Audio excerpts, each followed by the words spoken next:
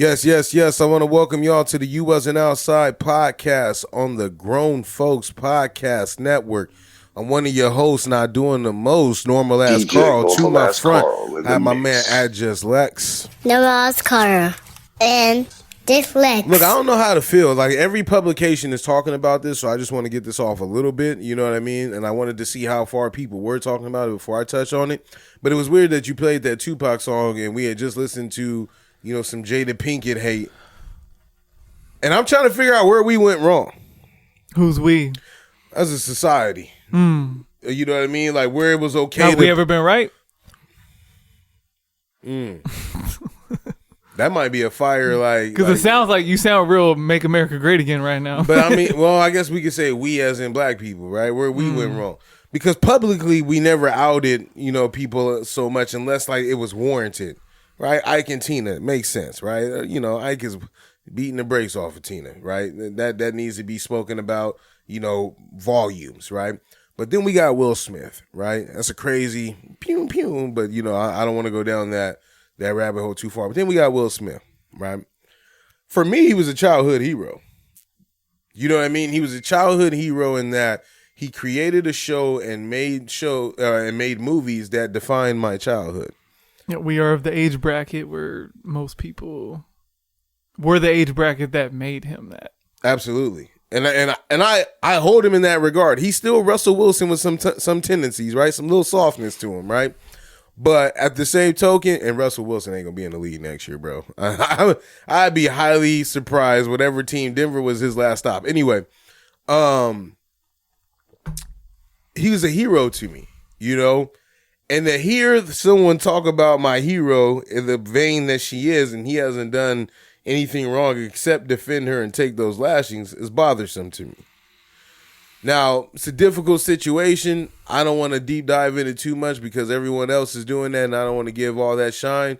But I've met people like that have talked about like their husband in that regard. The lady across the street from here, where we you know do this pod. One day we were having like a barbecue and her husband, you know, lives there in the house. You know, he's a military guy or whatever. He's a little different, right? I ain't mad at him, but we're all sitting down. We don't really know them like that. These are my mom and dad's neighbors, you know? And the wife is like, he don't got no friends. Like he has nobody to hang with. I was like, you know, that's kind of fucking sad and kind of messed up to say in a group full of people you don't know. You know what I mean? And he was like, well, no, I got friends. She's like, no, you don't. It's not true. And decided to continue to belittle him. And so the belittling is the part that is jacked up to me because men have been doing it to women for centuries. Doesn't make it right, right? And so on the back end where there is a little bit more voices that are heard in these spaces in the time period that we're in, where we can almost allow anything to enter, you know, within our social media bubble and context or within our reach. We have that happening here. And I felt like he's been a great father. He's got 2 kids that are older now, above the age of 18, that have been able to have successful entertainment careers, right? Outside of some of that little island stuff going on, they said that, you know, he was probably in there with, what was old girl's name that died and everything, attached to the dude, the pedophile dude. And they said they had the little private island and all that. The feds may be listening, but I'm not you know what I'm talking about. Giselle. Oh, Maxwell? Yeah. But they, you know, they said it, you know, they all took the planes. I don't know. That's just, you know, the streets talking. But other than that, he's had a very unblemished career. Bad Boys, Men in Black, you know, like not Mission Impossible, Independence Day. I don't know why I said Mission Impossible. But like, just like he had a great career. So why is it that to be able to sell something, a book, you have Jada Pinkett, who I don't know to be famous other than for just dating Will Smith. I can't think of a fire role or TV show that she's in or an album that she's did. Her notoriety comes from her husband. Why would you tear that down? Well, I guess this is good timing for me because I happen to be just finishing up Will Smith's book. And there we go. We got some context now. Here we go. My man, he trying to get paid. And get him paid. Let's get us paid. I think when I'm reading the book, you know, I think the average person looks at it from a perspective like you did. Like, hey, this dude like has gone so many years being picture perfect. Like, he's done nothing wrong. He's on top of the world. It seems like everything he does turns to gold. And you right there along for the ride. Having anything and everything you want. You know, this man speaks so highly of you, puts you on a pedestal. He does nothing. Which are all the right things to do. Does nothing but put you first. And, you know, at least when the cameras are on, right? However, you know, it's someone who understands, like, everybody wants to be loved different. There's different love languages and stuff like that. You know, you got to think about who Will Smith is, how he got there. But then you got to also ask, what did it cost? Right? This man, to do what he did, that don't just happen. Yeah, there's some luck involved with it, but that don't just happen. And, you know, looking at his family, I'm reading the book and then I'm seeing how it's unfolding right now, and it makes a lot more sense to me. You know, how his family, like, their whole interactions and just who they are as people, like, make a lot more sense to me. There's a lot of stuff in that book when it comes to Will Smith. Like Will Smith is very relatable to me in some of the ways he thinks. And that's not always a great thing, even though we think of Will Smith as being perfect. But yeah, to go from, he describes this thing in the book where he's like, he bought Jada, like, this whole lake, right? Seclusion, big ass house. Like, he calls it her lake. And then he like, everything is anything and everything you could ever want is there. And it's like, hey, I'm giving you all of this as an affection of my love, because I know this is stuff you like. And it's like, why are you crying? Why are you upset? Like, what is so? And it's just like, hey, she, for whatever reason, that doesn't work for her. And so everyone's gonna look at her like, damn, this bitch is like crazy. Like, I don't understand it. And I understand that. But at the same time, it's like, hey,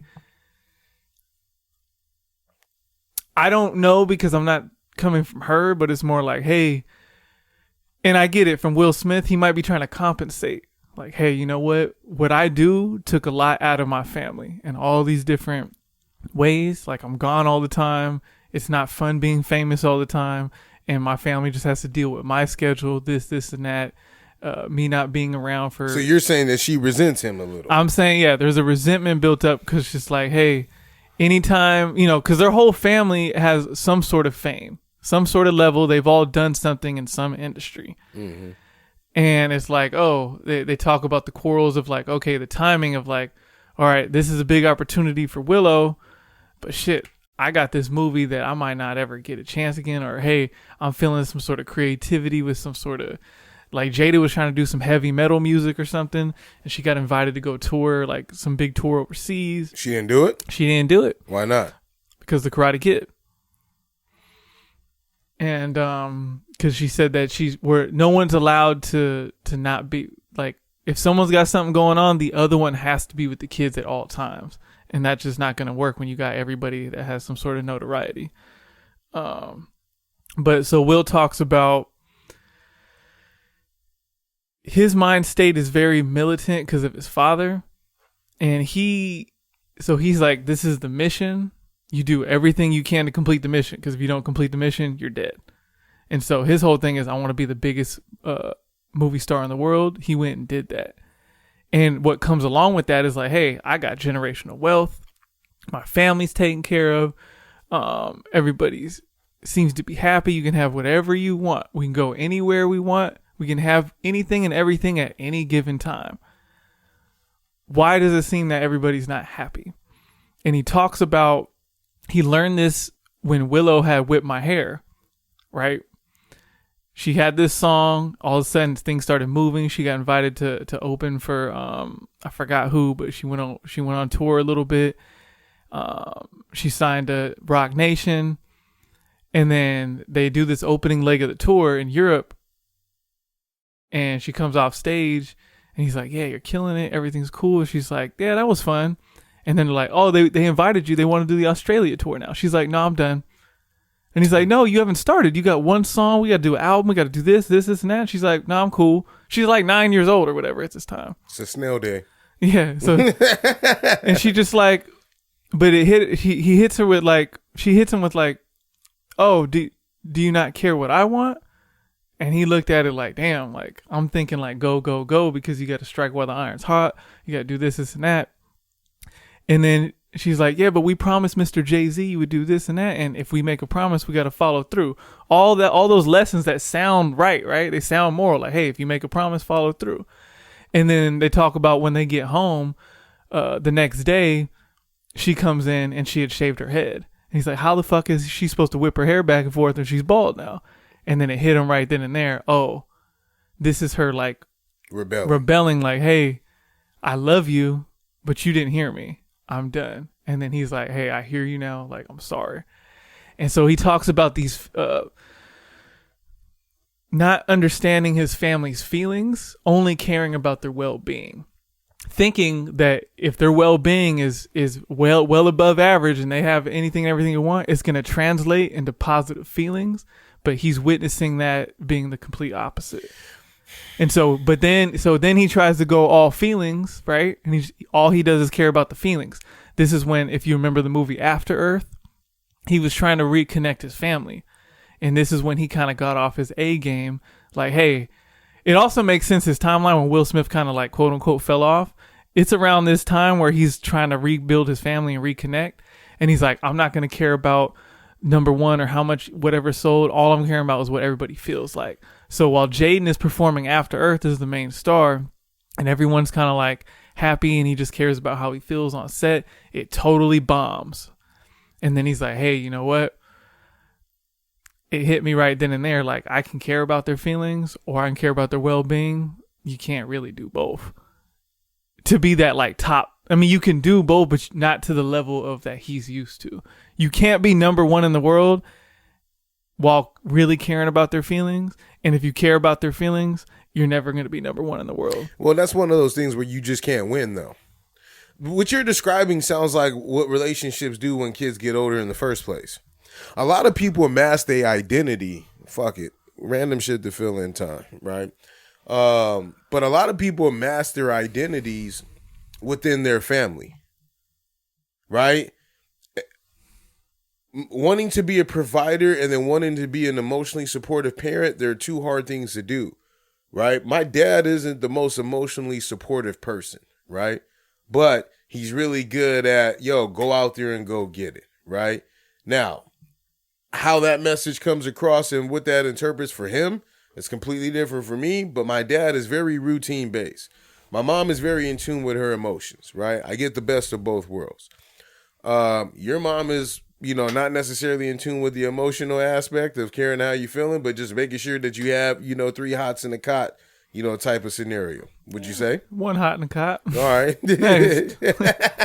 Not mad at it. Hey, when you was old enough to get your old, you was out there. But again, your dad, who you talk to, is a lot more emotionally supportive, in terms of like being able to relate with you with certain things that have happened earlier on that you had questions about, I would say, right? Would that be fair in its assessment? We're getting there. All right. But I'm saying, but now I think you could think back and say, damn, I wonder what that would have manifested or looked like if I had you involved in my life earlier on, right? Like how this will look like. Would you be the one that I would come and talk to, et cetera? I don't know if that comes from him, though. I think that comes from me being a father when I'm watching my kid in certain situations. Not possibly. I don't know. I'm outside looking in. This is the first time we talked about it in forever. But I'm saying that as like, yes, 2 things can be true, but doing 2 things at once is difficult. It's hard to be. It is. It's hard to be the best thing in the. And here's where I'm getting at. Let's get straight to the chase. I still blame Jada. Because in all of that, you dated this man because of who he was. No, yeah, how she handled it. I'm not shooting her bail for all that. I'm not saying you are. I'm just saying someone who read the book. A lot of his timeline makes a lot more sense to me. And not to say that Jada's right in her approach or whatever she's doing. It's just more like, hey, even someone as perfect as Will Smith, who's like, man, if, any woman would want to switch in her shoes. And for the most part, it'd probably be correct. But at the same time, it's like, it's not everything. He was already established though when he met her. So it's like if you harbor any resentment or anything that you plan to do after that was based off of him. We know that answer, right? I'm not saying that like she doesn't hold that acclaim, right? Like, but at the same token, I'm saying that like the way you're going about it and speaking about this man publicly is nasty. Excuse me. But it's nasty because at any point in time, if you set the rules that either one of us have to be with the kids, okay, cool. Just know that you're putting a damper on him, who was gonna have way more opportunities than you in the first place. Well, that's the thing, and she realized that, and that probably still kind of came from the resentment because it's like, oh well, we decided. I mean, I don't want to say it was her rule. They made it sound like it was a mutual thing. But that came along with like, hey, well, his you know, I'm the biggest star in the world, right? Yeah, I'm gonna always have some shit going on. There we go. Okay, now you're saying what I was thinking. Like they brought, he goes through like, and it all starts from, like, I think he starts it at like they talk about Bad Boys when he jumps in and how he's nervous or whatever. And it goes through Independence Day, Wild Wild West, and stuff like that. But it wasn't until Ali comes where his mind state changes because of the preparation for that role that took his mind state to that next level where he broke every box office record moving forward until like Hancock, or he did it with Hancock too. And then after that's kind of when he started falling off. Yeah, that's about right. Was that 2011? Hancock's 08, so like 2010 or whatever is when. It was like, hey, what's going on? It's just nasty. You know what I mean? Like, yo, like if your other you know what? We got other shit that's gonna like boil into this that I brought up, and so we'll stay around this thing about being in support then, right? So, just old Lex or new Lex, new subject around the same theme, old Lex or new Lex, right? What percentage of like contributions to the household monetarily would you say you would need as at a minimum for your partner to take over? Financial? Yes. Do I need like in theory or like in theory or like in reality or even what you would allow? Oh, in theory, 0%. For real? Yeah, I'm kind of old school with that. So I feel like even it's not really a reality right here, but at the same time, in theory, and that's where I feel like that right there is arrested development. Because me personally, I'm not taking care of nothing 100%. I told my wife this out the gate. I said, look, you want you a rich dude, go find you one. like you go find you somebody that, or if you want somebody who's going to uplift you and try to push you to your potential, like yesterday, right? Like we went out for her business and got like signs and stuff like that and business cards and everything. But like I initiated that, right? She'll tell you like, hey, look, when I tell her, hey, can you go do X, Y, and Z? She's like, I don't feel like doing it. I get it. I know what it feels like to do a work week and be like, yo, you know what? I don't feel like doing no shit right now. I got some shit that I got to take care of at work right now that I know is due tomorrow, right? But it wasn't late on my behalf. I just don't feel like doing it right now, right? But it's going to be done, right, before tomorrow comes. I'm going to get it done. But at the same token, I know that I need to push her to be better in that regard, right? It's something that she wants. It's something that she needs. I'm going to push her to be better. Yeah, but just because she finds a rich dude, don't mean a rich dude can do that too. Not if he's taking care of things 100%. That's not the same. I'm not taking care of things 100%, but I'm supporting you in those other things. Why can't a rich dude do the same thing? Why can't he take care because of the financial 100%? We just got done talking about Will Smith, who was taking care of That's things. not what I'm saying. But that's a case-by-case basis. But why can't somebody who's rich, I don't need none of your money, but I'm still going to uplift you to your full potential. Then you're missing the purpose, though. The purpose of her finding someone is to have somebody take care of things 100% so she does not have to contribute anything. But that changes when she wants to do something more. You know what I mean? Or do something or wants more for herself, right? So for me, when I look at it, I'm teaching my daughter to be self-sufficient, right? Because when I look at it, I don't want you walking around looking for some man to take care of all of your expenses. You're a slave to that. And that mentality, if somebody were to pull the rug from underneath you as a father of a young woman, if somebody were to pull the rug from underneath you, you're fucked.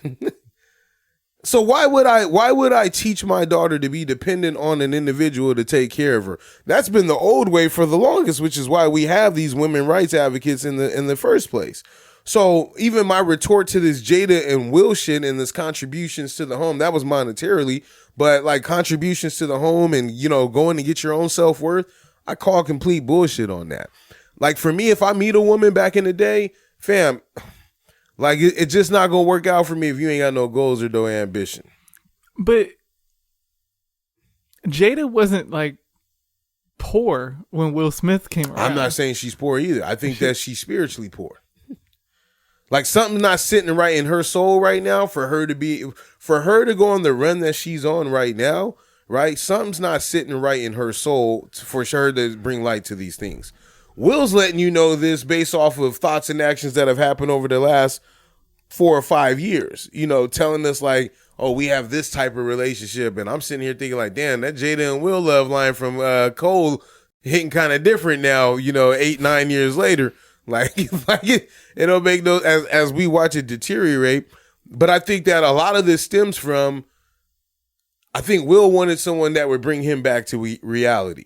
Right, you get so high up on a pedestal. It's nice to have somebody who's still in tune with certain things. He describes meeting Jada as like the spiritual connection they had. Like they can sit there. It didn't matter. That's once sick. They start talking, like it's gonna be a minimum of like 5 hours, like about anything. And the connection they had with everything was just like the way he describes it early on. Like it was like, oh, that shit's beautiful. Like anybody would want something like that. It's just. Like with any two people, and I can only imagine it being just amplified when you have that much fame and money and everything around you. You're going to grow, you're going to evolve. And if you're not doing it together or there's miscommunications along the way, then shit like this might happen. And just like when, you know, those rich people start doing weird things because they're bored, I can imagine in a marriage, it's just like, oh, we when you can have anything and everything at any given time, that you're going to evolve into these places that like the average person might not evolve to. And it's just going to be hard to grow together if you're not on the same page. That happens to us too. That's what I'm saying. But it's on a smaller scale, but it amplified. That's why it's like, damn, Jada's on some wild shit. But it's like, she's probably just growing apart the same way any other two people would. It just public, and it's amplified by all the resources they have. They can do anything they want at any given time. That's a resource that people just don't have. And when you have that resource, some people use it in weird ways. We say that same thing, but you have that same experience, and I have that same experience over people who we would consider financially and not like stable enough right now. Like, there's a lot of people that look at us and, for example, I always bring this up like a broken record, but the person who we will not name used to go around saying like, oh, y'all walk around thinking you better than everybody. Who's y'all? I was asking the same question. Don't put my name in that. I was saying the same thing. I felt like, yo, you was up. You was like, nah, Carl up. He's spending recklessly, right? You know, and we both doing the Spider-Man meme. And he's sitting there on the outside like, look at these motherfuckers. You know what I mean? But like, I don't hang around nothing or be around nothing that ain't, like, for me, that just don't make no sense. I'm grown, like, right? Like you said. I was thinking about this the other day. I was like, yo, the way my mind state is now compared to, I could tap into, like, my thoughts and emotions from 21 and 22 in times where I was having, like, clarity and shit. And I'm completely different. I wouldn't hang out with younger me. Well, yeah, and the thing is, you should... Would you hang out with younger you? Now? Yeah, probably. Yeah, that's crazy. We've established you different though. there's a, but the thing is, that should be a constant thing. You should constantly be trying to tap into your best self and constantly evolving, because, you know, it's one of those things where, you know, you strive for perfection, you're never going to hit it, but you just want like a constant forward movement into being the next level you in all facets of your life. And so, yeah, you should look back at a previous you and be like, damn, this motherfucker think he thought he had it all figured out. And then you should constantly be saying that through the years. Like even you now, in 10 years, you should look at you or listen to back some of these episodes like, yo, I was wilding. I have no fucking idea what I'm talking about. I think some of the hardest lessons I learned, though, were earlier on in my 20s. Well, yeah. The hardest ones. I mean, yeah, that's fine, but you also don't know what lessons you might be learning next year. Because I thought I learned some hard lessons that in my early 20s too. Yeah. And I'm fucking around and finding out right now. Yeah, but I mean, yeah. But I would say that some of the lessons that I learned, my world was shaped by, I cared about what my friends and like what people viewed me as, like in my 20s, teens, and all that shit, right? Well, you want to get into some therapy right now? No, we get into it. I told you the fire is piles are the ones we ain't got that much shit written down. But I felt like that version of me cared about how I dressed. I cared about what people perceived of me. Losing my hair and shit like that, right? Like, oh, what's it gonna look like when I turn bald? But then when I got here, I'm like, yo, it ain't even that fucking bad. Well, yeah, that usually happens to most people. Like, as crazy as it sounds to me too. It's like, damn, there was a time I really cared. I had to have a matching pinwheel hat with my throwback. I had to have 2 different color earrings to match my undershirt that was slightly poking out of the tall tee I had on. My laces had to match the drawstring of my shorts. I would also argue though too, based off of you saying you had a sheltered 20s though. Sheltered? Yeah. Not the extracurriculars, not so much, right? But I'm talking about like emotionally. Yeah, it was sheltered. Because you spent a majority of that time in a relationship. So there were certain lessons about like there were certain things that I would do that you probably just don't normally do. Like, yo, like when we all went to DC and we were splitting things and the whole Uber thing, like that's been a thing in my life for a long time about, yo, who's going to pick up the Uber this time for all 9 of us, right? You just hoping your number don't get picked. You like, bro, we only going to leave twice a day in the early day. We coming back and then the evening time at night. Right, we only gonna do that 6 times. So look, that I'm trying to be in that percentage of dudes that didn't have to pay for the Uber coming in. You want to pay some way, but that's been a thing. So what do I do to combat that? And look, I got this one. Let's get it out the way now. Don't hit me up for 4 days. Yeah, don't. 4 days. The rides are. Yeah, go get your own food. This is where we eating at right now. Like those are lessons that I learned on previous like outings with my friends and how we go about doing things. Even now, my boy hit me up. I hadn't talked to him. We started talking again maybe about 2 months ago, one of my friends, right? And he hit us all up in the group chat, you know, after we all been cool again, and was just like, hey, man, like, we need to go plan a trip again, like old times. I was like, oh, it's my other group. You know, with the other group, I got to be a little bit more on my heels because everybody's at different stages of where they're at. Like, the thing about hanging out with your people, everybody's established. But there's people establishing themselves still in my other group. I'm not mad at it. I got a homie going to school right now. Another one that's in the military, you know, getting to his 3rd career right now. But like again, he just likes to do different things. But it's like, oh, I gotta be prepared for this one because this is the ones that get me, you know, in the most trouble, or the ones that when I say the most trouble, meaning like, hey, we about to go blah blah blah. And she be like, here you go on another trip again, right? And I was like, all right, well, these guys I haven't seen in a while, but I have to be prepared for that. So my lessons in my early 20s has me prepared for some of these things. And she'll ask me, that's something to talk about. She'll ask me, why do you hang with these guys if you got nothing but negative things to say about them all the time? Right? And with men... Sounds like a logical question. Yeah, but with men, we're glutton for punishment. You've been asked the same thing, right? Like in regards to even myself. Hey, why you hang with this person with... But I'm real about it.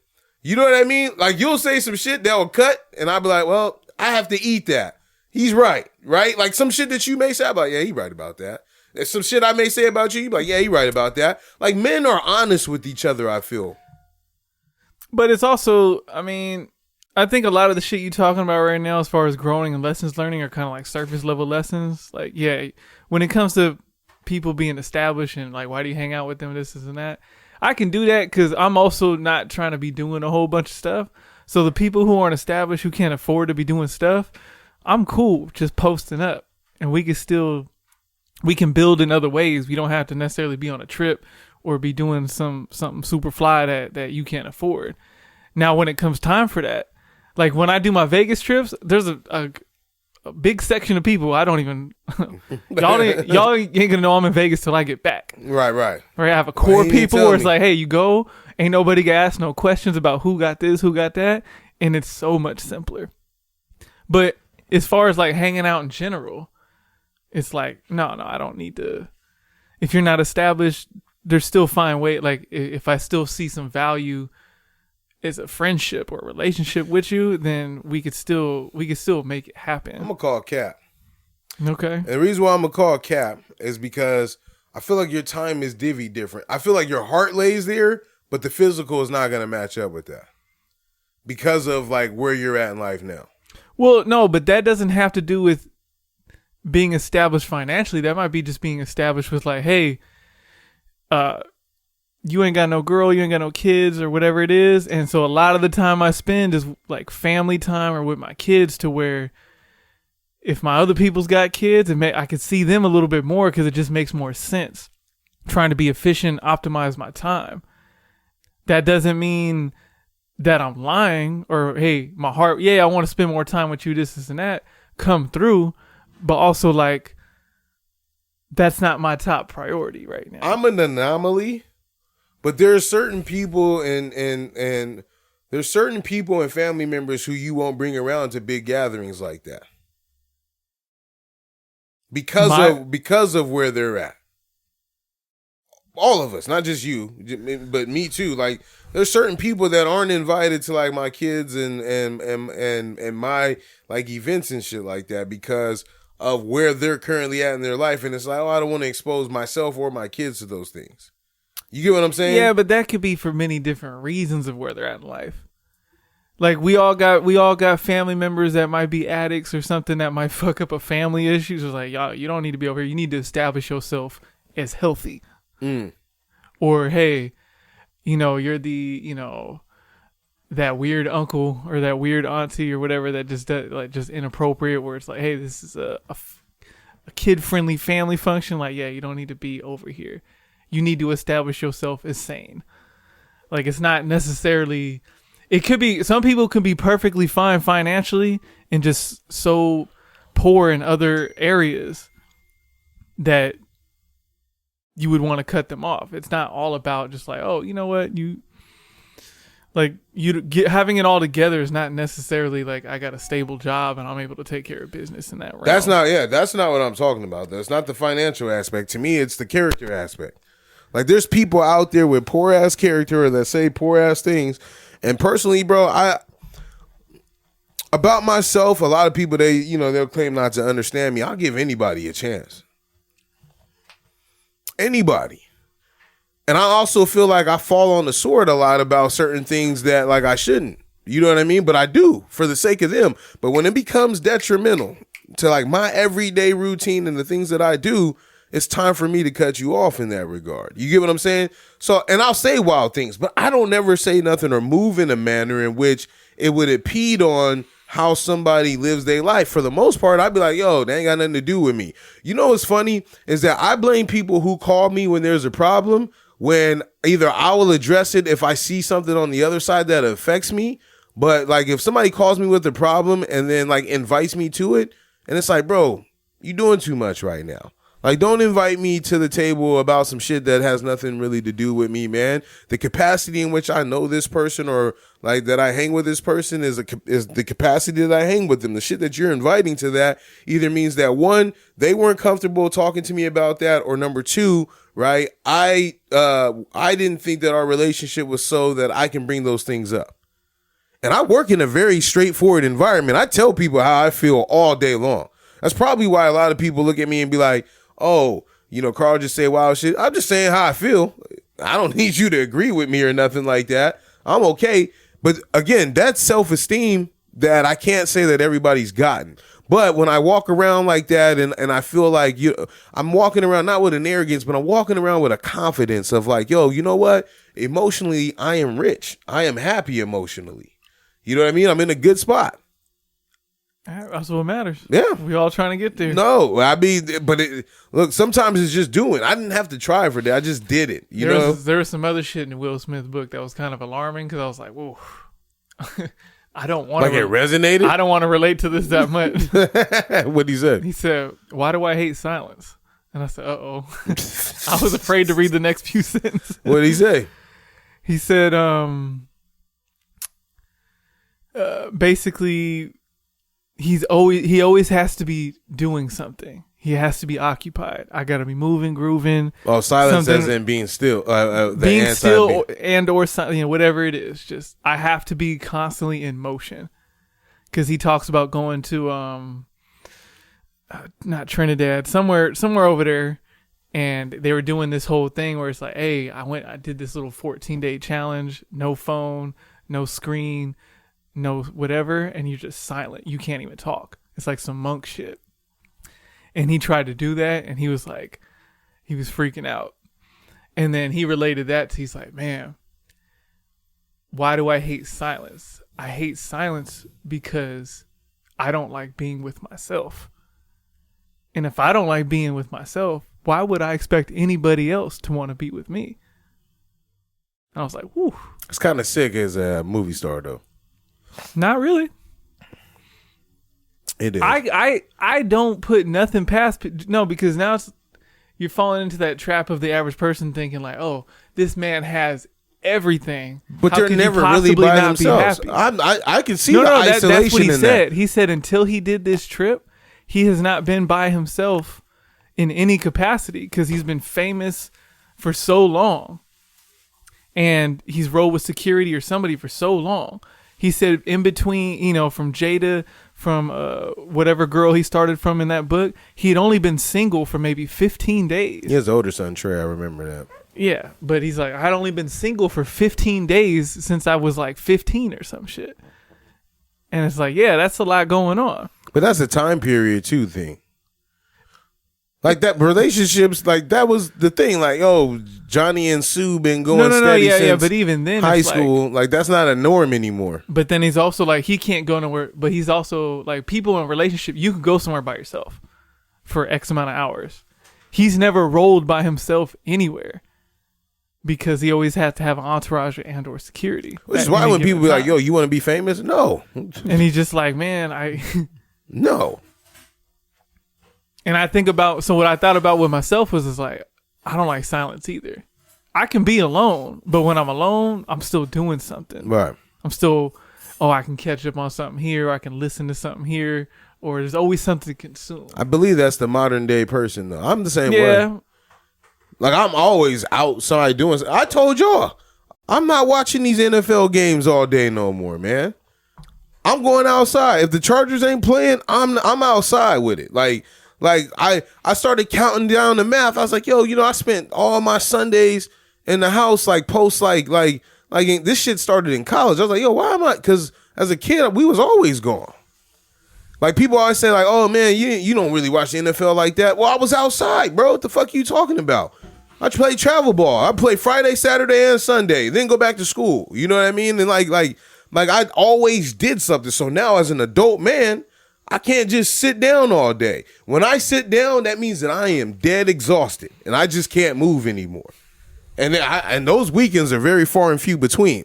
And you the same way, because every time I see you out somewhere doing something, even without a car. You know what I mean? My man find a way to get out the house. We've been doing it for years. So anyway, hit my hand class, bro. We're not gonna beat a dead horse with Will Smith and Jada Pinkett. But just some things I wanted to think about. That whole little situation opened up way too many topics of things that we could have talked about outside of that. That just had me going. Read them and weep. I went to a party with my friends. One of my friends was hitting it off with this girl. I just stayed around him and my other friends. Some people walked over to us and started talking. One of my friends asked everyone their major. When the girl who was hitting it off with my friend said that she's majoring in history, I started laughing at her.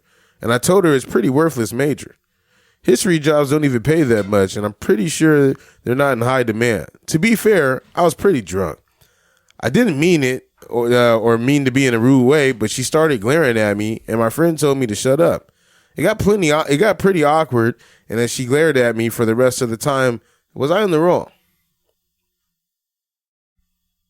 for telling this girl that the things that she's passionate about,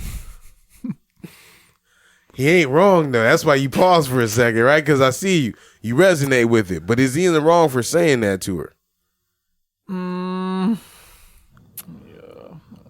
I think there's a piece I missed, so I want to see it before I say anything. He said the girl said she's a history major. I started laughing at her, and I told her that's a pretty worthless major. Well, I mean, history jobs don't pay that much. I'm pretty sure they're not in high demand either. It's blunt. Some people appreciate blunt. Some people be like, well, I feel like I know that, but you don't really need to tell me that. I know that, but I was just giving you some information about me. Is he wrong? I guess I'm kind of lukewarm on that one. He's not really wrong, but he's not really right. He's not wrong. He's not technically wrong. He might be rude. Right. He's in the wrong for saying it in the manner in which he did. Look, you know, I'm saying he's wrong and he's and he's an asshole for this because he doesn't know how far his friend wants to go with this young lady.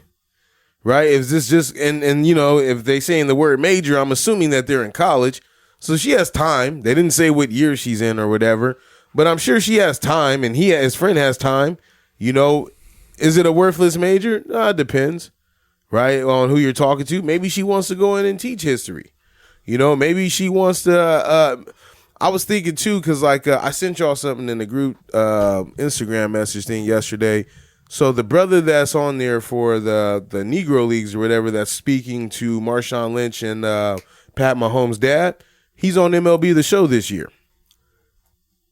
In my opinion, and the way I'm saying this, right, I want to put this in context. If you're not black, most people don't give a shit about the Negro Leagues. For me, I care about it. It's my history, right? They wouldn't let us go play with them, so we made a league of our own that was successful, right? I give a shit about it, right? But and why is it now that the history of video games since the 90s, when they've made the modern day video games with baseball and shit and guys' names on there, why is it now that we're getting history about the Negro Leagues? So I can argue that this guy, who is a prominent Negro Leagues like historian, right, that is now on the video game and stuff like that, where, you know, thousands of people get to see it. I can argue that maybe the last 30 years that he's been doing something hasn't been seen on the grand scale like that, but he kept his toes down and he got an opportunity. So for this young lady, who knows with her being a history major, where she wants to take it? And who are you to say, hey, look, you're wasting your time? What the fuck are you doing, bro? You doing mindless work. Like I said, everyone's entitled to their opinion, and then depending on who you talking to, or obviously if y'all not established like that in y'all relationship to be that, because I feel like being that blunt doesn't come off as disrespectful when you're close to someone, because it's like, oh well, I know what you mean, but when you don't really know them like that, and you just like, yeah, that shit sucked, or whatever you trying to convey. That's hate. It's kind of like that's hate. Yeah, like, are you honest with people when you first meet them? It's been a while since I first met you, so it's like, are you honest with people about your thoughts and emotions, or are you like shake your head yes guy? Like if somebody I'm in the middle. Like if somebody was like, yeah, man, like there's a lot of career opportunities at Jack in the Box for me. That would probably be one I'd be a little more honest with. I'm in the middle because sometimes people need to be protected from my brain. I'm aware of that. I don't think people need to be protected for you. Live your life, man. Make sure you're a social butterfly and spread your, which you are. I mean, yeah, I guess you are. I've seen you first meet people and you like just jump into being you. I think I'm pretty good at maneuvering in those situations to where I found a balance between sometimes shaking my head like, oh yeah, that's cool, and then other times being like, I'm at an age now where I'm starting the courses for my old man honesty. Right? Like just being honest about some shit that I don't like. There's nobody more honest than a dude above like 60, 65. They're going to tell you how they feel about some shit, right? And with no qualms and just walk off, you know, like shoes look terrible on you and walk off. You know what I mean? Like I'm taking my courses right now because at the end of the day, I get my man's honesty, but I'm like I said, the foul part is you hating on your man's though. You know what I mean? Like, why are you going down the girl that my man is trying to talk to? I'm not looking at it that he's wrong for telling her that there ain't no money in that. I'm looking at it because your homie's telling you to shut the hell up because he's trying to get it going. You know, like he probably ain't talked to a girl in a few months or whatever. Who knows what his situation is? You know, I know that. Yeah, here you. Hit my head class, man. Let's get up out of here on that one. We're not leaving, but I'm saying let's get up out of that one. Out of order. This week in music. Is rap music really down 40%? Now, I read a few articles, so I know the answer to this, but I wanted to get your take on it. Anytime I'm messing with you, I got to read shit, especially music, I got to read shit beforehand because you timeline guy. But is rap really down 40%? So Juicy J, he went on, I believe, his Instagram, and he said, hey, look, rap is down 40%. Mark sent it to us in the group chat. I remember seeing a Billboard article, I want to say earlier this year, saying that rap sales are down because we hadn't had a number one rap album until Lil Uzi came out, which that was controversial because I guess people were saying it didn't sound like a rap album. I didn't listen, so I don't know. I don't care for Lil Uzi. I'm not in that demographic. But I don't think rap music is down 40%. Also, what I think is that streaming has changed the game. And also, with that, streaming has changed the behavior of artists and the quality of music that they're giving out.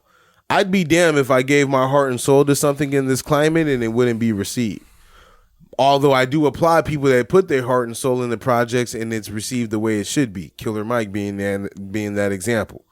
The type of album that he gave us does not belong in this era of music that we have right now. We don't get too many bodies of work that's like that. Rap sales are still up, generally speaking, right, as a whole. Or rap is growing still, but not at the same pace that it once was, right? And so a lot of others are making the comment that the golden era of rap, right, late 80s, early 90s, early 2000s and stuff like that, we're far removed from that going downhill. But technically speaking, I would say that rap got a second win. But is rap down 40% in Alexa's opinion? I gave you a million things to like answer to, and you're like, nah, I may not agree with that. Don't agree with that. I just shot a bunch of shit out though to get you to make a numbers. I don't really care about that number. Whatever that number is supposed to mean. What the number means is this, and this is where I want you to think about it. I know you don't care about numbers, but is rap in a bad place right now? Is it down as much as we're expecting it to be, and why is that? I think it's down like in a per capita way because there's so much more of it. I feel like there's just as much good rap, but because there's so much more surrounding it that you have to sift through, that it appears that way. And is it down to me? Sure. Because you have to work harder. Now, the sales have been trending down for over 20 years because of piracy and the way just the evolution of music in general. But the impact of how it moves the culture, I think, has been pretty steady. And if not grown. Like when you're watching, like every time I'm watching, you watch the NBA finals or something like that. Every time they go to a commercial, they play something like, oh shit, didn't think ABC was going to let that one fly. You know what I mean? Or any type of commercial, there's some sort of hip hop relevance to it. It could be the whitest company in the world. There's going to be some sort of hip hop influence in the way they're trying to push their product. Regardless of how the music sounds, if it's good or bad. And I think the groundwork that the golden era did is what led that to today. So it's not necessarily today's artists they're benefiting from that groundwork, because there's a lot of groundwork from the golden era. We're like, oh yeah, all these classic albums. Didn't nobody make no money on that shit back then? Didn't nobody get shit? We was happy to get a St. Ides commercial, fucking malt liquor. You know what I mean? And so when people start transcending, and I think this is why Snoop is such an important figure in hip hop, because he's one of the the more prominent ones who have taken it to the next level when it comes to marketing and comes with getting in bed with these other companies and showing like, hey, like I'm a 20s Crip. Yes, I can sell Corona too. And everyone's going to love it because everybody loves me, a gang member who beat a murder rap. And you see where he's at today. And he crawled. Well, I want to say he crawled because he's flying still. But I mean, like, all these people that laid that groundwork so people can come in like Lil Yachty with his Sprite commercial and his Target or whatever the fuck these people got these days. To where, yeah, our album sales are down. And maybe that's why we don't put a lot of time into these albums, because there ain't no money in that shit. But I'm a big enough star. It's not about the music. It's not the music business anymore. It's the celebrity business. Yes, I am a celebrity because of my music. But now I'm just running with the celebrity. It's not, no one cares just about the music anymore. Everybody's a brand. And they push it that way. So overall, the impact and just, it's in our face all the time. That has to be up. If you're talking about music sales are down 40%, I'll believe that. But that's not relevant to me. If some shit come out, when you say Killer Mike album don't belong in this era, I think it belongs in this era more than ever. Because rap is getting older. That is a grown person's album. As rap ages, we need examples of like that, of how you age gracefully and still put out quality product. Because rap has always been a young person's game. And if it's always been a young person's game, then eventually everyone's going to age out of it and go on to something else, or it's not going to really grow from that. But as we celebrate Hip Hop 50 and we get examples like 444 or Life is Good or some of the like more well-known ones, we need rappers to make, this is the problem I think that they had with Drake on this last one. It's like, dog, you're 37. Like, you can grow a little bit. We can age. We're all trying to age with you. We're not necessarily trying to hear the 22, 21-year-old shit no more. Because I'm not there anymore. When I was 21, the shit was hot. We're not his bulk audience, though. I'm not speaking for me because I've never been his audience. But I'm trying to relate to the people who had that issue. It's like, hey, you're allowed to grow too. And we're interested where you're going as a 37-year-old. Because you've never sounded 37. Backpack rap is dead. Because I don't agree with you on one thing, right?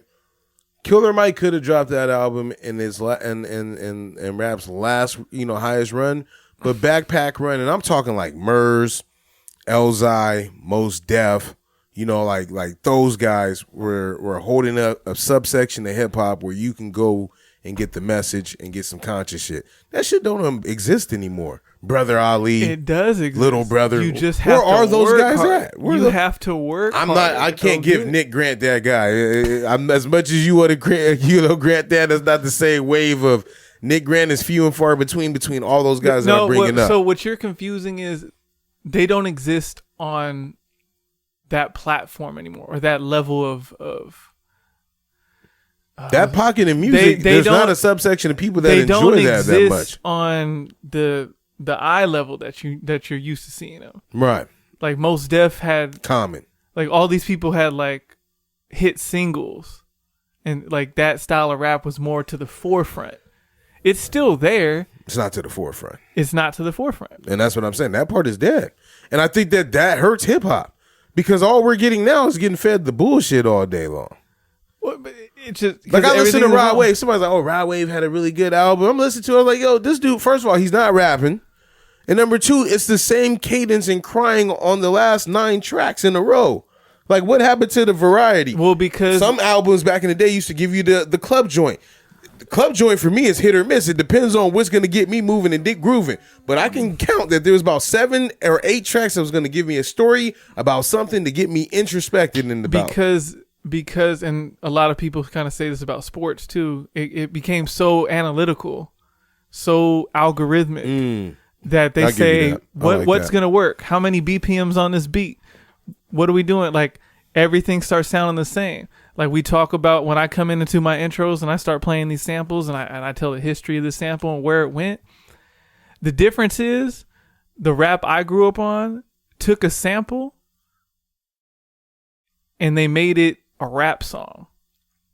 And a lot of times they created classic rap songs from a sample that they took from somebody else's music.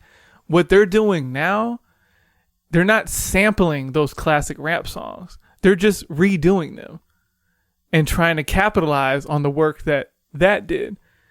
A lot of times the rap songs, they weren't counting. I don't want to say all the way, but they weren't necessarily just counting on the groundwork that sample that they took laid.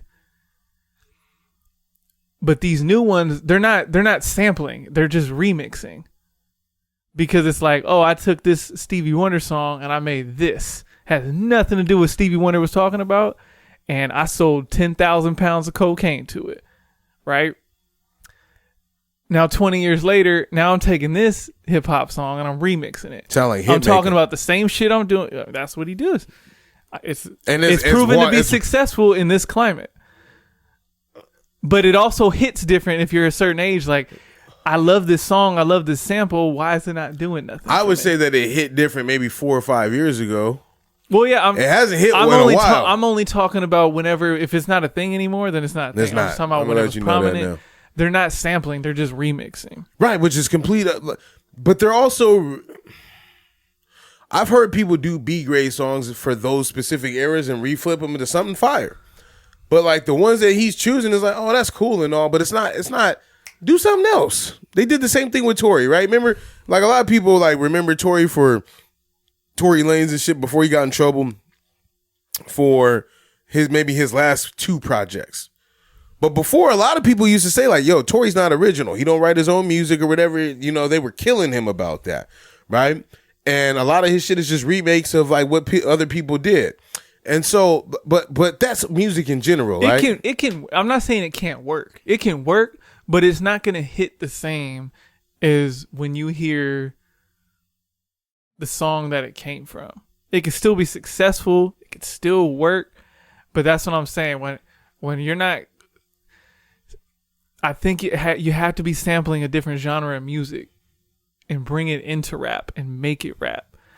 Rap nowadays, I'm sampling. Technically, yeah, I'm still sampling that old sample, but I'm not sampling that sample. I'm sampling this rap song, how it sampled it, and I'm remixing it. And it's just not going to hit the same. It can still work to a certain extent, but I don't see it being like, oh, you made a classic album and the whole album is filled with shit like this. What this brings me to is like the movie where like things go bad, right? Or things grow, or something grows too much to where it becomes out of control.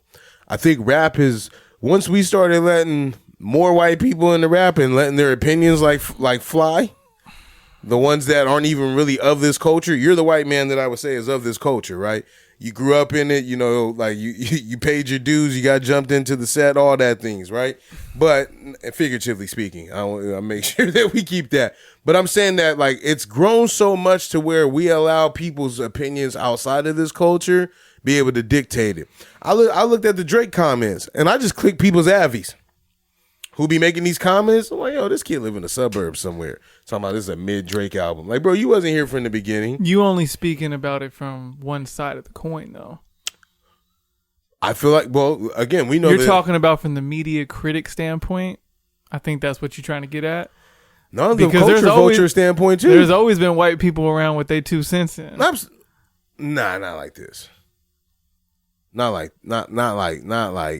maybe on MTV, you know, real quick. But even then, they would invest this way. From a media critic standpoint. I'm talking about like, but that's the only way that I can know. I'm not around white folks enough to know what their thoughts are on the last Lil Baby project. Right, those kids are like up in the suburbs somewhere. You're talking strictly from a critique standpoint.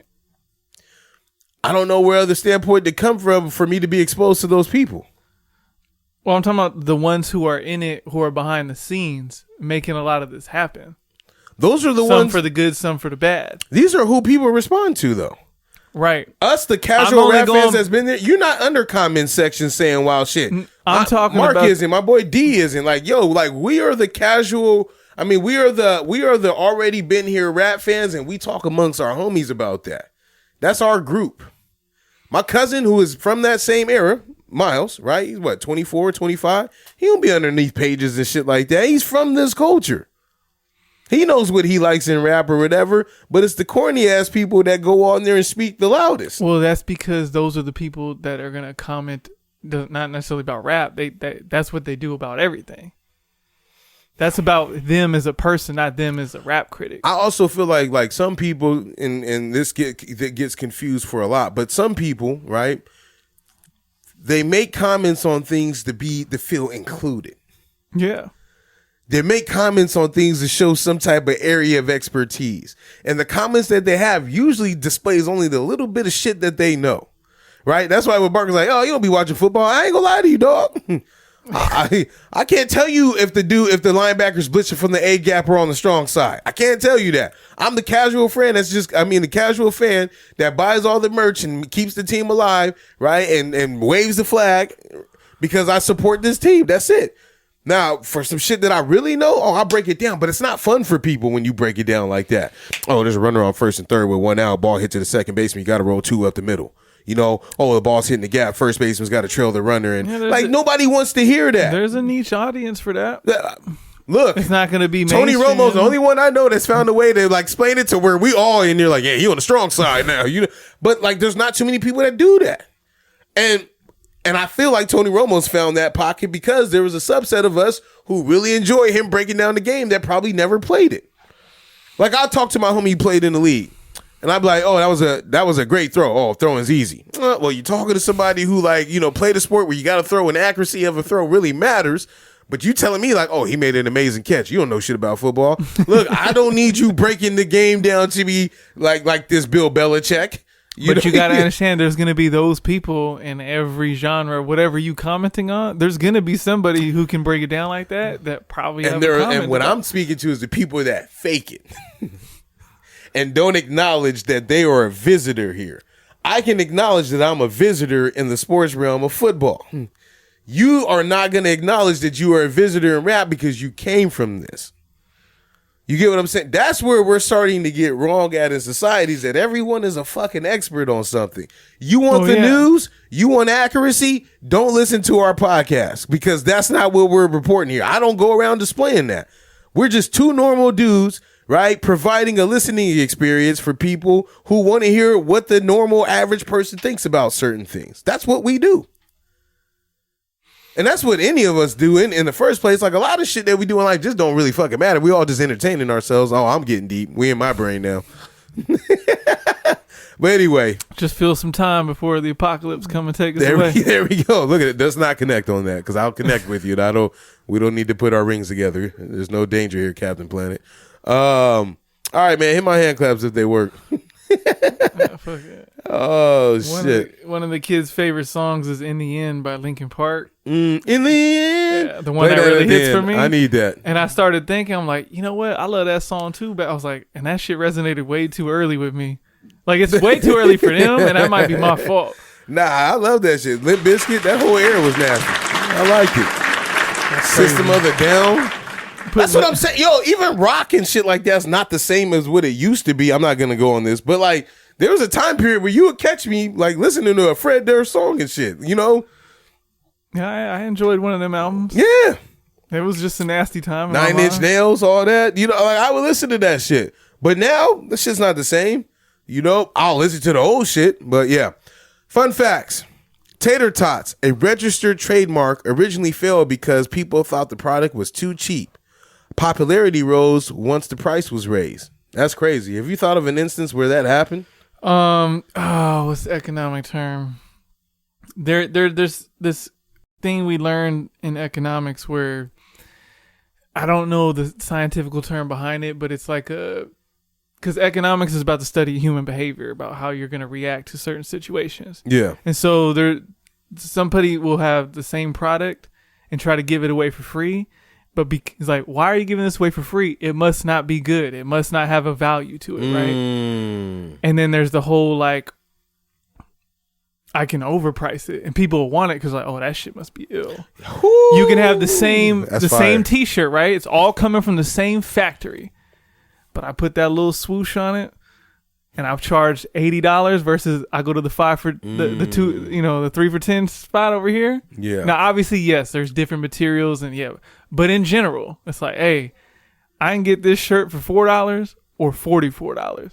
And everyone would be like, yo, that one right there, that's ill. That's crazy. That reminds me I paid $44 for it. That remind me of like people not getting the actual food that they want to get when they go to a restaurant, but it's because they're eating at that restaurant that you're paying this high price. You might be eating cat. You know what I mean? You might be eating like dog meat or something, and they talk about, oh, this is like, you know, the greatest steak on earth or whatever, and you paying $55 for something you can just go to your local shelter and pick up. I don't get down. I don't really fall for that part. Yeah. Only time I get something I wouldn't get for price wise is if someone else is paying. I'm like, I ain't gonna be able to try this on my dime. Yeah, because I sit there and I think about like, I know enough about economics to know that people set the market for things.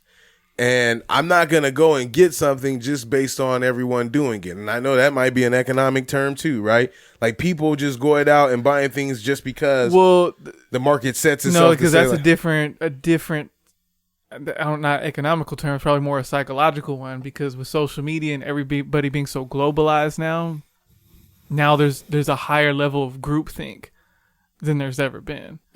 To where, hey, or you have like this false consensus of like, there, and I'll use the Drake album because it's more recent. I bet there's people that heard all the reviews before they listened to it, and because they read all those, it forced them to think, yeah, this shit mid. We do the same shit when things are great, when shit sucks, whatever it is.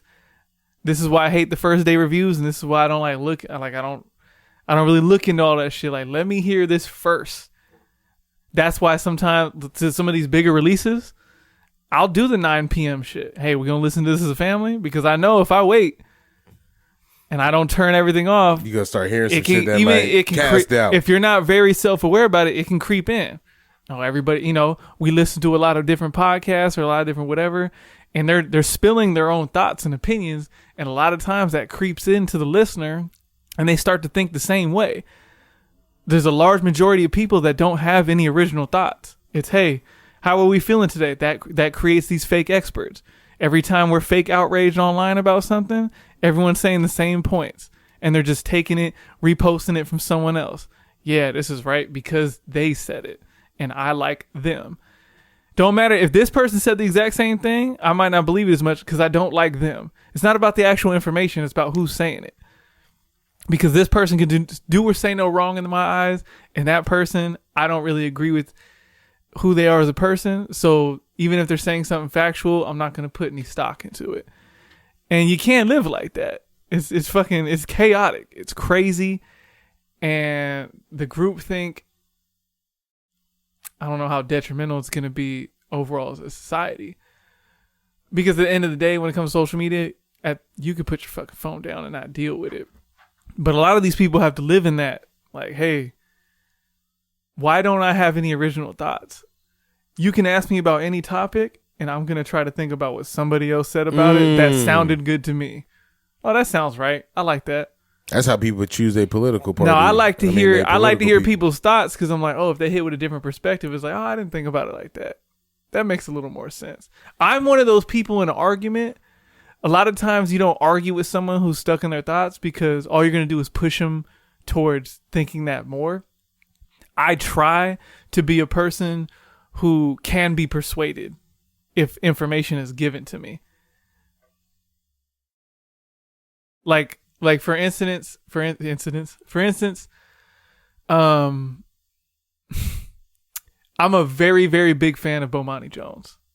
Okay. I think the way he articulates things, he looks old to me now too. He can persuade me into thinking almost anything. Like, he's that good. And I also understand there's certain topics that I'm very irrational about. And when it comes, even as somebody as Bomani, who I agree with on a lot of different things, there's certain things we don't agree with for whatever reason. But his argument is so strong, I'm not going to say it out loud, but in my mind, I'm like, he's not wrong. He talks about, like, if you get him talking about Kobe Bryant, I shut the fuck up. You get him trying to break down Regulate from Warren G, I'm going to shut the fuck up. It's funny because he knows how to do it and relate it in a certain way, but it's also like, no, I can't. But I I'm think not he's gonna admit also in this a shit out position loud. to where he's got to have all his facts straight before he presents them to you. Well, yeah, but what I'm saying And is a lot of people he's don't take the still- time to do that. He's a true professional in that manner. Well, yeah, because he's also getting paid for his thoughts. A lot of these people we're talking about are just commenting their own thoughts or other people's thoughts that they've groupthink themselves into Us just included. for the sake of doing it. Us included. Because everybody was a fucking doctor and medical expert during COVID. Well, Everybody's a political expert during the election. everybody's a podcaster. Everybody's a fucking Everybody's a Monday morning quarterback. That's why I chill. If you ain't noticed this year, I stopped. This year, This year, you stop what? I stopped commenting on games. I just say they're boring to me. If they're boring, they're boring. That's it. I'm not gonna sit up here and be like, oh, he didn't do this, he didn't do that. Like, 'cause at the end of the day, this shit don't really fucking matter to me. It don't. Like, in context of where I'm at right now, it don't. I guess that I'm that guy that I'm fair weather that if shit's not applicable in my life, bro, then hey, look, that's just not where I'm at, you know? And so certain comments be made, you know, by an individual who I hold high, right? I just want to make sure I say that. But I realize that where I'm at in my fanhood and where I'm at in my support on things, it just ain't the same, right? I ain't wasting my time. Look, I'll give them 1 year. I'll give them one game, go support them and shit. But I watch them on TV. That's it. But I ain't going to be in there. Look, the team we got right now look like they poop. Maybe I'm defeated too because we, you know. I mean, it could be a mental health thing. You know, it's like, hey, I'm trying to get everything else in my life. I got it right, but man, football Sunday come around, I'm just like, it brings me down. It's like, for what? Don't none of these dudes pay my bills? No. Don't none of these dudes come to my kids' birthday parties? Don't none of these dudes ever say thank you for supporting the team to me directly? So why do I care so much? And once, hey, this team is something that I feel a part of. But because you've been so used to feeling a part of just fucking turmoil and sadness and just whatever, you're just like, I don't want to do that this you no putting more. on that kind of hurt. I can understand, like, hey, I don't want to deal with this no more because everything in my life is not bad. Yeah, like whoever was a Cubs fan when they didn't win for 100 years, yo, Yeah. salute to you, dog. And Woo! you know, 100 years is crazy. and it's Well, I mean, shit, we almost there with the Chargers, so they. and I've been, you know, but at the same time, it's still like, well, you know, sports it's important to a lot of people, and I do really understand rocking with, like, no matter what, good or bad. I also can say that from a state of privilege because most of my teams are historically pretty solid, but yeah, I mean, it kind of makes it's kind of fun. Like when you look at like the best fan bases, most of the best fan bases come from those types of teams, like the Bills and the fucking. You notice that all the fans, like the super fans of teams, are from are in states where like there's not a lot of other attractions. Well, yeah, that makes sense too. That's why high school football be so big where it's at because it's like we ain't got as we much ain't got shit else to rocking do. around. So yeah, And you know, I can. like if I met a Jets fan, I'm like, yo, I know you like the Jets. Yeah, Jets, Mets, Because the part of New York that you at right now means that it ain't really popping like how it is in the other boroughs. Yeah, they used to have the Ets crew, the Jets, Mets, Nets, Yeah, if you're a Mets fan too, again, all second tier. I'd be asking Mets fan, why are you not a Yankee fan? Chicago people- White Sox in the Thing is, you're the type of person, if you were from New York, you'd be a Mets fan because you like to go against the grain. I like that. You know me. For real. I can't look, I gotta admit it. You're right. I might be a Mets fan. Just might. All right, movie theaters make roughly 85% of their profit off of concession stands. This is because ticket revenues have to be shared with the movie distributors. Didn't we talk about this already? Yeah, but we talked about it in passing, but Mark hit me up and said something to like counteract what I was saying. I can't remember what it was, but I wanted to bring it back because he's going to text me about this, right? But I swear to God, I told him that because when I worked at the movies, we were talking about concession prices being too high. And when I worked at the movies, they said that, hey, look, like this pays for your salary and we have to give the money from the tickets to the booth guy. So that's one guy that said it. Then I found this on the internet. So I just want to find out what is the I truth. think his only thing was the percentage because I think the last time we talked about it, maybe you didn't say 85, maybe you said 100. I maybe said that because that's we how were it was talking about presented to me. how high priced the concessions were, and that's because 100%. No, what this is saying is that they only get 15% of the money from like the movie actually being in there. This one is saying that 85% of their total profit makes up from concession stands is what that is saying. Yeah, that makes sense to me. Okay. Well, then we have the right facts then. So, Mark, I feel like what you said last time made sense to me too. So I don't know the numbers. I just don't feel like they get a lot when you selling a fucking box of Raisinets for that much, yeah, I would assume that all your profit is coming from there. I want to know where the money is probably going into maintenance because, like, the facilities and stuff like that. Once they build the movies, there's not much upgrades that's going to happen. Like that one off of East H has looked the same since we was in middle school and shit. They're not changing that one up. Plaza's a little bit new. You got to go on your clientele too. Do they deserve it? Nah, I'm not going back there either. My wife brought it up yesterday. She's like, "Didn't you say we're going?" I can't. I saw Ninja Turtles there. Yeah. No. I saw Spider-Man. I might be like by your house, or I might be going down to San Ysidro or whatever. San Ysidro's a nice one. I've been there. The East 8, that's the jump off. That's what a couple of us, we call it the jump off theater. Yeah. No, that's a place to go. Yeah, I know. Yeah. That one in the Chula Vista one. I don't even know when last time you been in that mall. That's the one I saw Spider-Man at. I saw Ninja Turtles on East. Okay, there we go. That one is that's the ultimate jump. I've been there in the last 15. So anyway, people who donate blood in Sweden, I thought this was dope, or send a text message each time their blood saves a life. That's fire. That's fire. I feel like now I'm donating blood for clout. If I put it on social media, like, hey, my blood saved James's life, But one, there's people that are going to do that. And two, I always think, okay, wait a minute. We ran into something. Keep going. But I'm going to get my shit off because I'm going to tell you where my thought process is. One, people are going to do that. Two, it's like you're searching for an appreciate. You're doing it for the recognition and not so because you actually are trying to help. So they might do that. Hey, we send text messages to show that you're worthy and you say your blood saves some life because they want to attract people to do it. They don't care if you're giving blood for quote unquote the wrong reasons.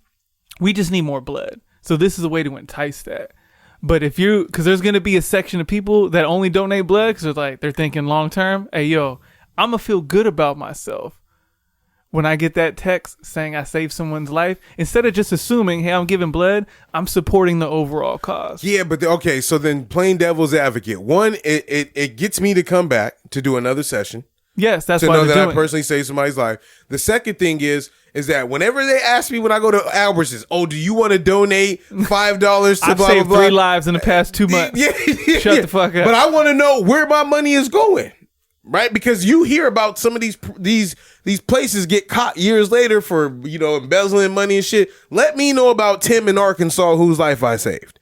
Because if I'm donating blood and you don't use it, that's gonna bother me. Like, I sat there for 3 hours and it's like, he had tattoo ink or whatever, so we couldn't use that because you can't get a tattoo within I think 90 days or 6 months or whatever to giving blood because of the ink particles being circulated in your blood and shit, right, or whatever is in the ink.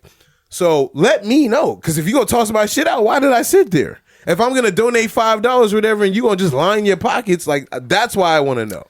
Not because of, hey, this makes me feel good because I saved someone's life, is that you're making good use of something that was mine. I can understand that when you're donating money. When you're donating blood, I don't think there's... You assume every bag gets used? That's a crazy assumption to make. Used, maybe not to save lives, but used in a way that's valuable. Maybe they used it to test some other shit, some science, some experimental science shit that we can't really articulate. Yes, I think every bag I don't think it's just sitting on a shelf expiring. And that's why they have to do stuff to entice more people to come, because we can't keep enough blood on the shelf. We're not wasting anything, at least on purpose. We need every drop of blood we can get. I agree to disagree a little bit. I get your points, but my point still, it means something to me. Like, let me know I saved little Jim. To me. Yeah, if I save little Tim, I'm not saying I'm going to blast nothing or whatever, but I want to know what my impact is for a larger organization that connected me with someone. Before all this shit happened or whatever, you had to be like sheer dumb luck. You know what I mean? Or like get on the list, like social media and contacting people and everything gives me a level of There are good things about the way that we currently live right now. Like there's certain things that it's good to be ahead of. Right, but that's the thing. Like, if I saw if I donated, $1,000 to some charity, and then they sent me a text saying, hey yo, you supplied fucking rice for a whole village for 6 days, and they show a picture of everybody with their bowls up and shit. I'm like, all right, that's dope. I'm glad even though they're probably lying to me, I'm glad they're saying my money did that. But when it comes to this blood shit, I assume when I'm going in, I'm going to feel good about myself walking out. Like, I contributed to the cause. This is going to go save lives either directly by this shit being infused into someone else's bloodstream, like you're thinking, or indirectly where, hey, they use my blood to experiment and find out some sort of strain or some sort of DNA irregularity or something to produce some sort of advanced knowledge carrying the whole mission forward. What if Johnny wanted to know who saved his life too? There's a thing about that where like organ donors, where it's like, blah blah blah, who you gave your kidney to, like he wants to meet you. And there's like, I can't remember. Damn, I wish I would have looked that up because I just kind of saw it. There's like a law that prevents that, and I can't remember why. But because I can tell you why. Because I know somebody who, God, shit. Rest in peace. I'm not gonna say her name, because this is on some other shit. So, this woman that I know, her sister, she had 2 bad kidneys, and I think that it may have been from substance use, right?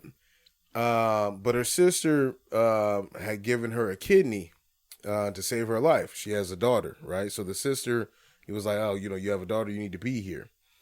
But there's medication that you have to take like continuously for the kidney to like take, because it's not originated from your body. She wasn't taking said medication, so there was resentment that was built up by the sister, like, yo, I gave you a kidney and now you playing with it. I don't know if that's the reason. I can see that. Now you fucking around with my kidney. I could have been using that shit. Damn, probably could have looked that up pretty easily. Yeah, I mean, there's no way we knew we was gonna land there. That's not on the. But yeah, I think if I was in that position, like not necessarily blood, but I gave a kidney or whatever, and they wanted to meet me, I don't know. I'm trying to think of, there had to a logical reason why that law was passed, and maybe based on what I just said, I could see why I wouldn't want to meet that person. Like, let me just do it by blind, because if I'm gonna psychoanalyze. But a lot of the people, but I'm saying someone who's playing around with your kidneys probably not going to be adamant about meeting you. I'm talking about the people that are like super thankful, like, wow, you gave me a second chance at life. I just wanted to shake your hand, show you some gratitude. And be a real genuine thing. No, I'm saying no, not now. Look it up and bring it back next week. If you can remember. All right, man, let's get out of here, bro. We had a lot of great conversation. I'm adamant about our time. 3 cheers. I want to give peace to the Middle East. That was a term that we used as kids. So that documents over 30 years of turmoil between Israel and Palestine. It's been 200 years of this conflict, and they're fighting over. I'm going to say 30 years. No, but I'm saying for us at least, right? I'm documenting how long of a period this has been. It's been 200 years that they remember this conflict, coming about. And a lot of it has to do with like the Gaza Strip or something like that, I believe, right? Whatever it's called, like that little piece of land, and like who's cultivating it, whose is it? It's holy stuff. Yeah, bees like that. And I'm gonna put it to you like this: I view Israel and Palestine like my kids in the backseat fighting over something that could be easily ameliorated, but it's hard not to, because they're not in a position, because of their beliefs and stuff like that, that they're arrested in that development there. Hopefully the conflict ends. I don't foresee it being so. And I see it getting nastier with each people picking what side they want to be on in the middle of, 2 kids fighting, So good luck. Anybody that's in the military, I know a few ships that left already. or people that are, aboard of those ships, be safe. And yeah, what you got? I mean, same. Shout out to everybody. Shout out to all the innocent bystanders that got to deal with conflict on the daily like that. Absolutely. It's nasty. Really gives you a first world perspective of just how lucky we are to, our country's been involved in war our whole lives, and we walk around every day. The average American walks around every day not even thinking about it because it's not something we got to do. That's privilege. And so, yeah, for those that do got to deal with that on a daily, it's just kind of like, Carl donate some blood for you so he can get his little text message. Don't do that. That shit'll hit different too if you said it saved somebody in Gaza off the Gaza Strip. He got hit with a mine or something. Absolutely. I want to see it, and then I would advertise it. I know, to get everyone else to do it. That's why, not because it made everybody me feel good. Want to feel good like I do. Yeah, man. Just like I take photos of my kids playing ball and shit. I'm out of here. Don't worry.